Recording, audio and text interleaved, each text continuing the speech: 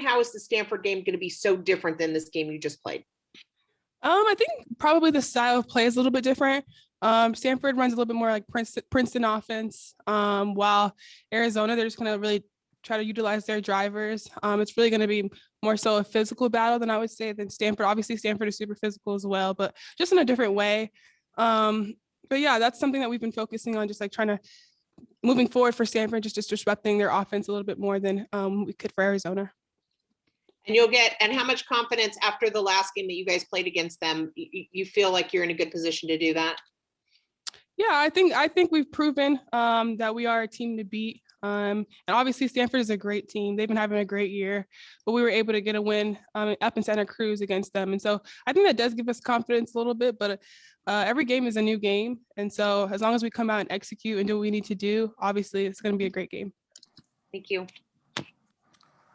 Can you just elaborate on just more on how you say that it would be a much different game? Are you meaning like defense is your anchor? I'm sorry, Kahari. Can you repeat your question? I didn't hear it too well. I said, can you just elaborate on just how you feel like you would disrupt the Stanford's defense? Yeah, of course. So they, like I said, they run like a little bit more Princeton offense. And so last time we were pretty successful against them when we were being super aggressive, being able to deny just like some of their catches. And that kind of gets them out of rhythm a little bit. And so once we're able to get Stanford out of rhythm, we're able to do good things. And so that's one thing that we really focused on when doing the scout against Stanford. We could talk about tonight. Second straight night you hold a team to a season low.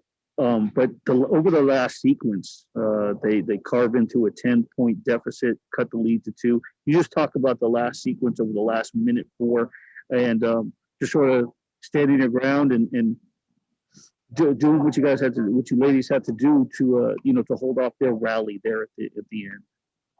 The whole game, even when we came in, part of our game plan was staying steady. Yesterday, we got out of character just a little bit, just as far as like emotions.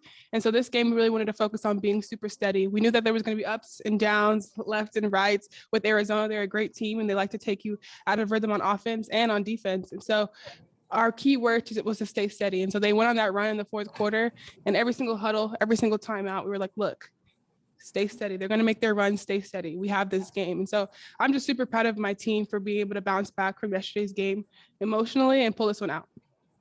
I brought this up yesterday to Coach, but there was a point in the third quarter yesterday over the last, I think, 3 minutes that Natalie had 3 key steals. Tonight in that last minute 4, there was a point where she snatched the ball and then she got fouled and she went to the line. Her defense alone, she just comes up with timely steals. It's not glaring on the stat sheet, but it's those timely defensive stops that she makes. Can you just talk about her play? Yeah, Nat is just so huge, and she's just a threat on all facets of the game. And I'm just super proud of her for just being a dog on the defensive end. And that's what we need for her. Like yesterday, she was the passion player of the game. And we really talk a lot about passion plays in our program. And she is the epitome of what that means. And so for her to get those little deflections, little steals, those rebounds that you have to reach a little bit farther for is just so huge for her. And I'm super proud and happy to call her my teammate and have somebody who it means that much to her. And so I'm super, super proud of her. Just when you really turn it on tonight, when you drive to the net, what just kind of goes through your mind in those moments? Today I just wanted to really focus on being really steady. I think yesterday I could have done a better job of that. So I wanted to come in and do what I needed to do for my team, whether that meant driving to the basket, getting rebounds, or whatever I needed to do, or even shoot free throws for this game. And so I knew that they were going to have more post-ish players on me. And so I know that sometimes I can have that advantage where I can drive to the basket and get a foul or hopefully get a basket. Yeah, can you just talk about some of the challenges that come with going against, obviously, Ariya being, the leading scorer in the conference? Just how do you feel like your team did? Obviously, you held Arizona to a really low score as a team, but just what'd you think of the way you guys guarded her? Yeah, I mean, just credit to Ariya McDonald. She's just a great player, and she has been in her whole career. And so just to go up against her, like our whole scout is basically designed to stop Ariya, and she still had 24. So that just goes to show just what type of player that she is. But yeah, I mean, it's tough game planning around somebody who's going to be a future WNBA draft pick. She did what she had to do for her team. And so we were just trying to Okay, limit her in some touches and make it just difficult for her. We might not be able to completely shut her down, but just make it difficult for her. And I'm just super proud of Charisma. She was the primary person who was on her, and it was a battle. Like y'all saw, it was a battle for the whole 40 minutes between those two. And so she held her ground on her. Regardless of what was going on. And so I'm super proud of Charisma. And I just know she's a lockdown defender. And she's the person who we need somebody to get a stop. We're going to go to Charisma. And so I think she did, obviously Ariya had 24 points, but I think we did a great job on her collectively. But I want to shout out to Charisma for sure for just holding it down.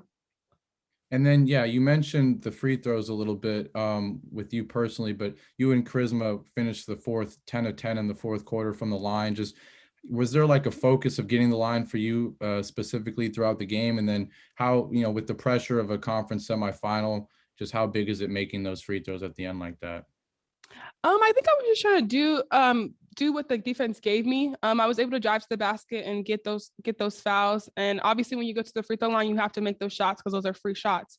And so I think we really, really harp on, look, they're free shots, you need to make them. And so super proud of Charisma, just capitalizing at the free throw line. When it gets to these games, gets to the postseason, those points are so, so important. So our ability to knock those down is super huge. And I'm glad we were able to do that tonight.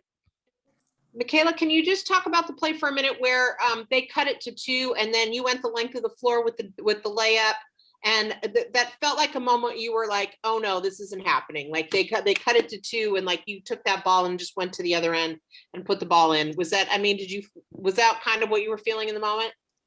Yes, I think that like I said before, I just wanted to stay really steady for my team. And like I said, I didn't do a great job of that yesterday in our game against Washington. And so when they were able to make that run, I saw that I had the advantage a little bit. And so just to be able to take it to the basket, it was pretty wide open when I got down there. And so getting that foul was really huge for us. And then able to make the free throws was really huge.